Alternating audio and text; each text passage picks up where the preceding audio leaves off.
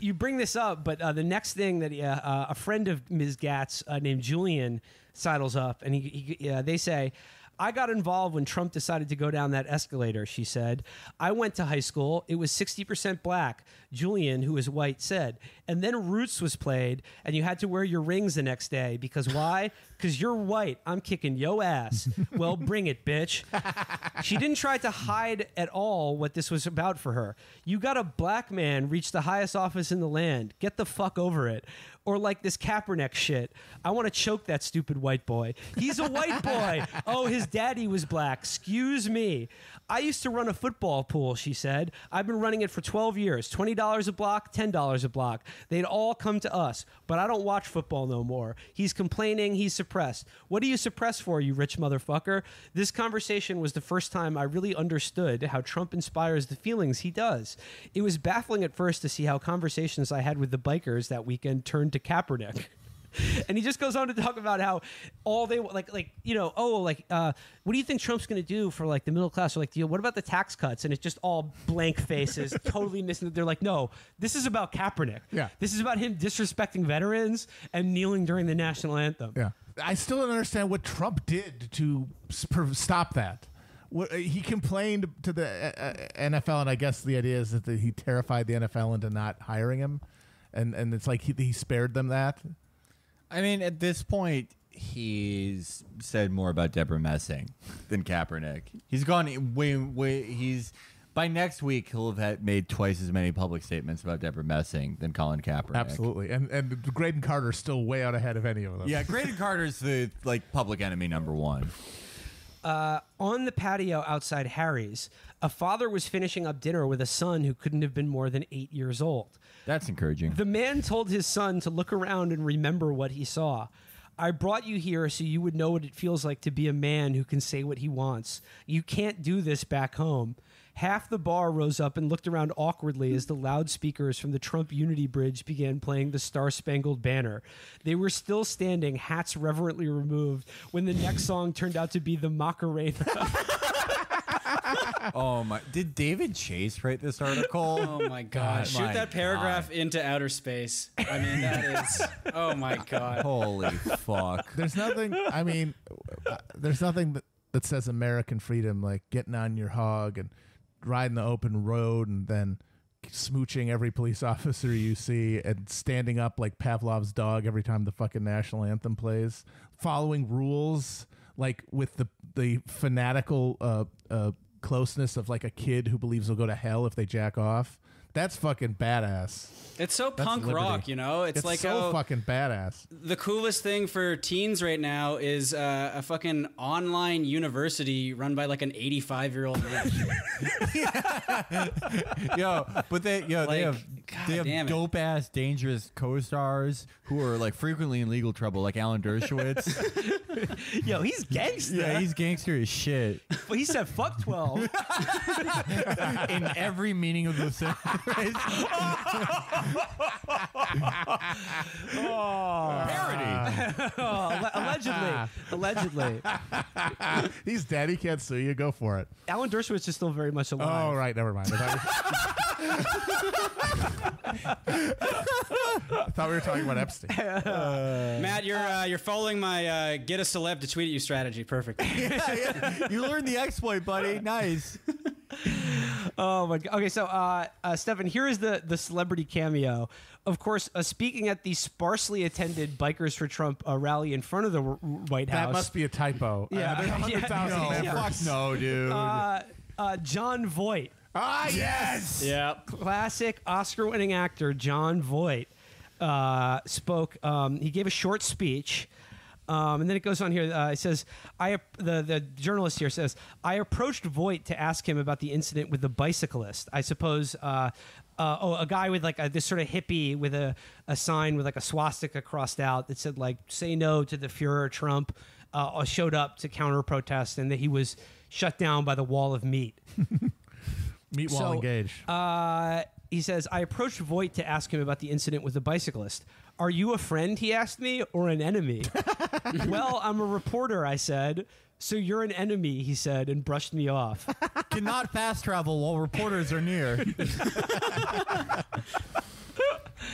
And there's just a photo of John Voight standing in a completely empty field in front of the Capitol building, in front of a lectern that just says "Moms for America." Mr. Voight, sir, I just wanted to ask you if you really got swallowed by an anaconda in that. 3 hours later, having walked all the way from the Capitol past the official White House 4th of July parade, I ran into Chris Cox again, walking alone and carrying a U.S. flag at the head of a detachment of cowboys for Trump, proceeding on horseback towards the Washington Monument. Okay, this is the last... There's also Native American Indian chiefs for Trump. There's construction workers for Trump. Leather enthusiasts. Yes. Yeah, like you said, there's the Native American chief, the sailor, the bikers, the cowboys. But they all have to cosplay as these sort of because they're just fucking fat suburban assholes. Right, but they have to butch up. Yeah, they're all butched up because their lives are just driving in a giant car. Their bikes are for like one day a week at most.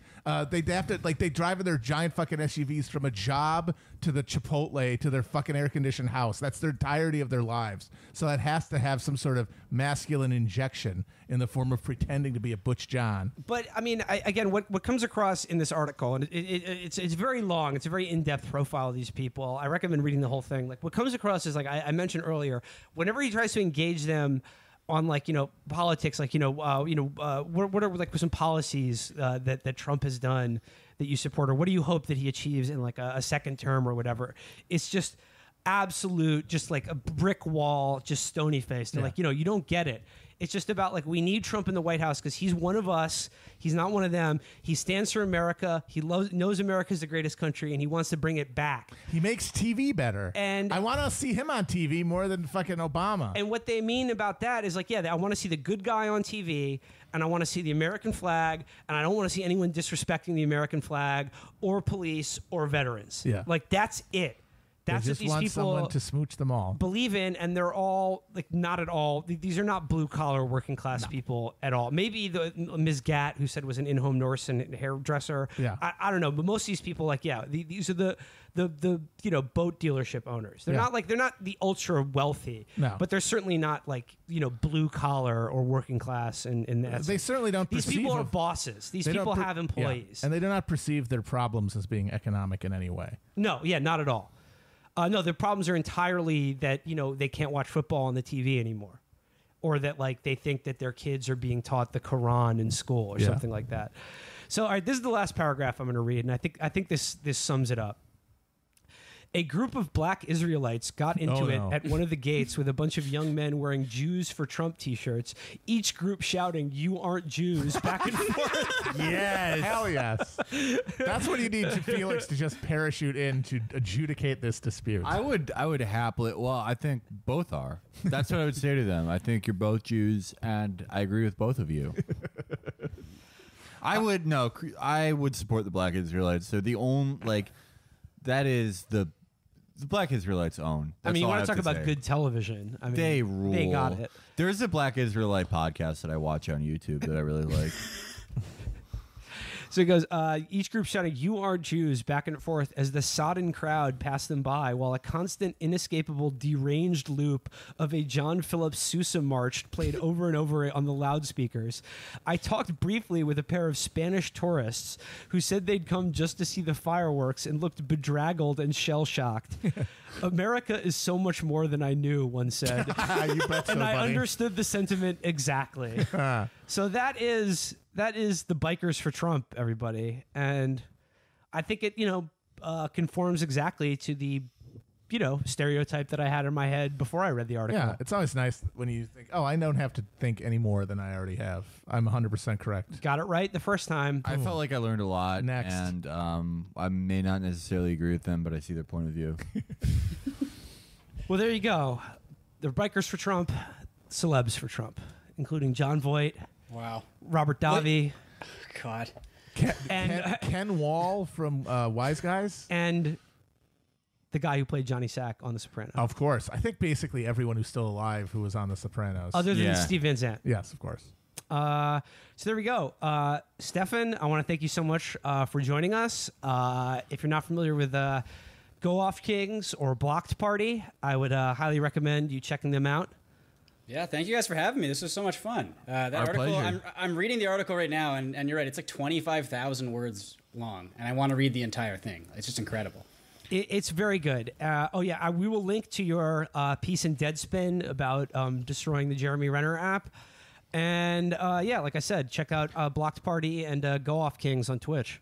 Oh, one more thing. Thursday the 19th, I will be doing some type of screening and Q&A for Fighting in the Age of Loneliness somewhere at Brooklyn College.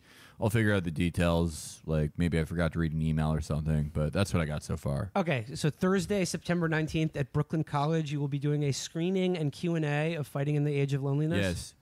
Yes. Okay, stay tuned for more further details. I don't about even- that. Maybe. We'll see. Yeah. He might have deleted the email.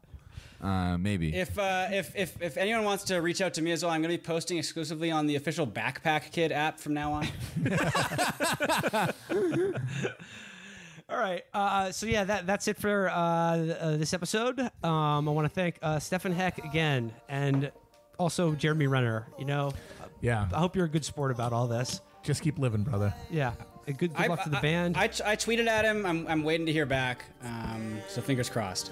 The guy is like I'm sorry, Jeremy. He's like a living divorce guy bracelet at this point. All right. Cheers, everybody. Bye-bye. Bye. Bye.